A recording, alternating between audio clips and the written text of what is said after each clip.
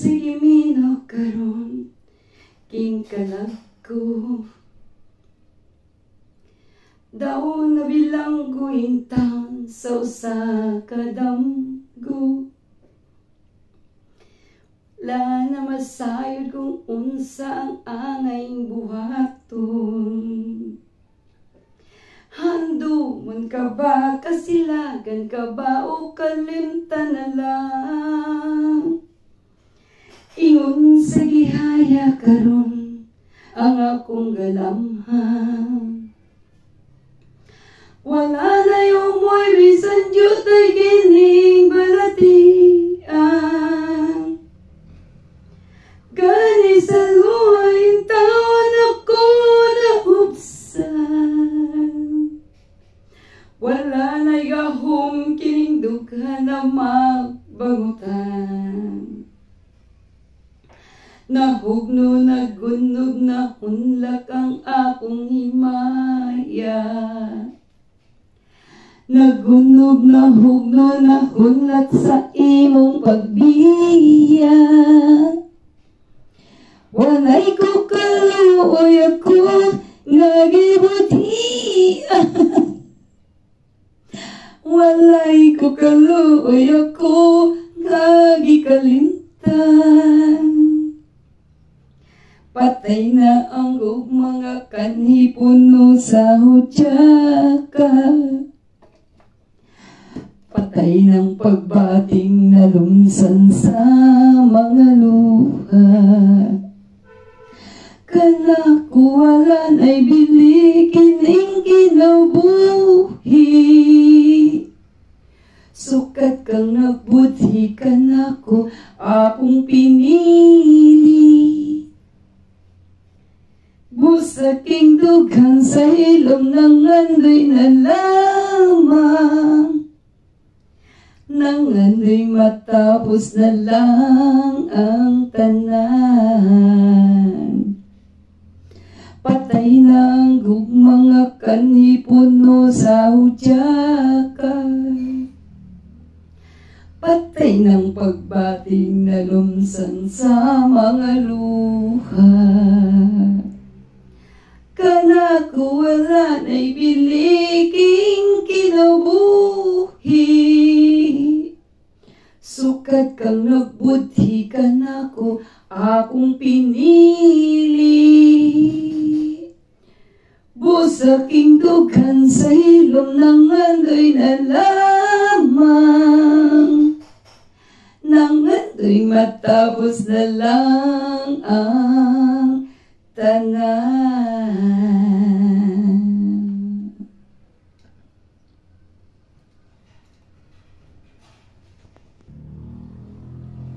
Lagkaw. Dito sa akong lagkaw, ako misusi, ako miduaw. Wapagyudyo tayong kadaot, bisan sa dugay ng mga adlaw. Abi ko og nagubana, unya natunas o nawala na. Nagpabilin sa gihapon, nga buhing saksi sa gugmata. Dito na tao ang akong gugma, nga gibalaan natong duha. Ang lagkaw ay handumanan, sa gugmang gipanumpatan. Dili na to hikalimtan, katong himayang atong gisawan. Kay dito atong namugna, unang kalipayng hilabihan.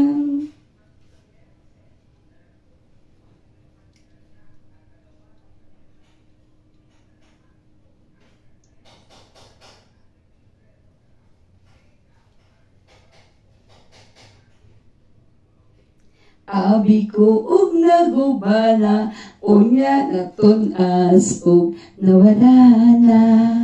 Nagpabilin sa gihapon, nga buhing saksi sa gugmata. dito na tawo ang atong gugma nga gibalaan natong duha.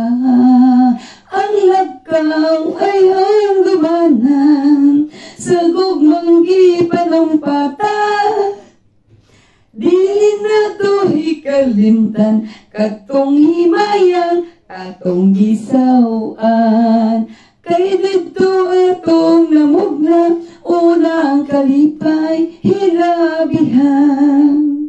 Kay dito atong namugna unang kalipay hilabihan.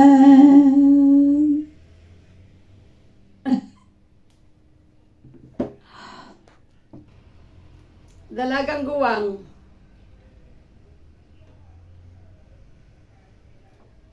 Inday pagminyo na, kayapit ka na 40.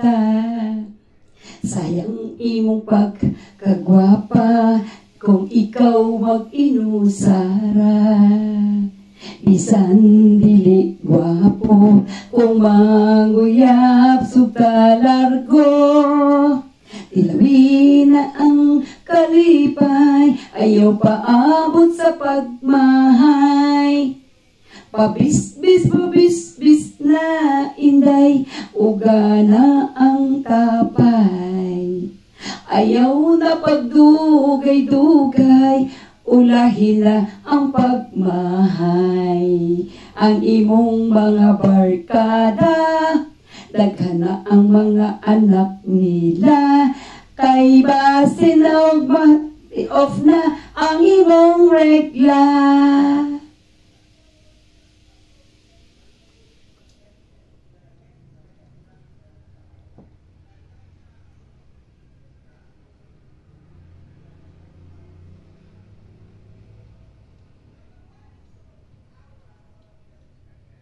Ayaw na pag-inarte sa pagpili og lalaki. Sa pagdituskas batanon, himuon ka lang og sugar mommy. Pili ang lamig batasan, sigurado nga ikaw ang pingan. Tanawa ang itsura, abantay lang basin biyaan ka. Pabis-bis na inday, uga na ang tapay. Ayaw na pagdugay-dugay, ulahin na ang pagmahay. Ang imong mga barkada, daghan na ang mga anak nila. Basin onya o makat off na ang imong regla. Basin onya makat off na ang imong regla.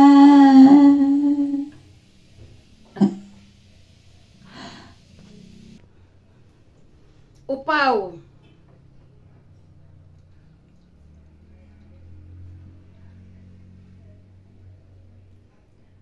Dako niyang problema, iyang buhok nga lawong puwerte ng nipisa, nahadlok siyang maupaw.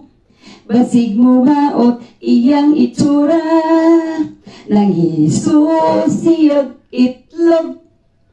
May tayo bumbaog dunay lana, haskang di malasa, walay buhok ni tubo, gitog kanhinoon siya ukas pa.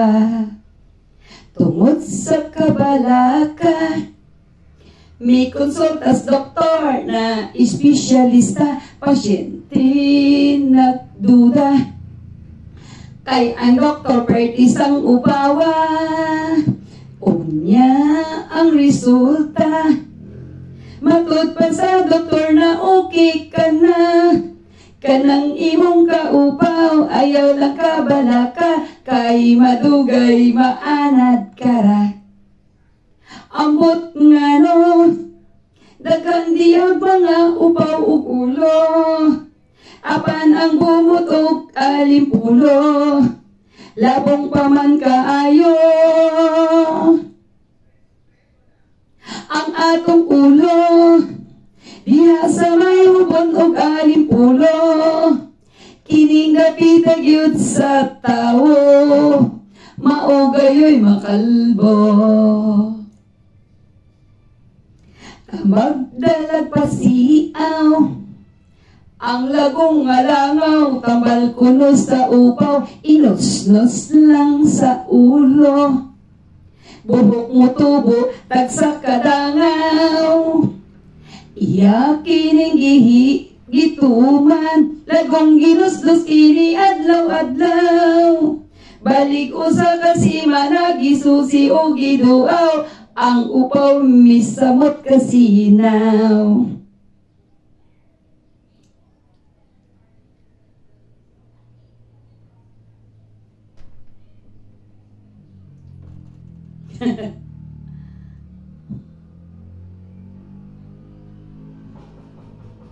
Dako niyang problema, iyang buhok nga labong, pwerte ng nipisa, nahadlok siyang maupaw. Basig mo maot iyang itsura, mitanaw sa salamin, iyang nawong murag syubaw nga lingin. Sa likod o kirit, taas ambot sa aping, apan sa trato nga daw kikaingin.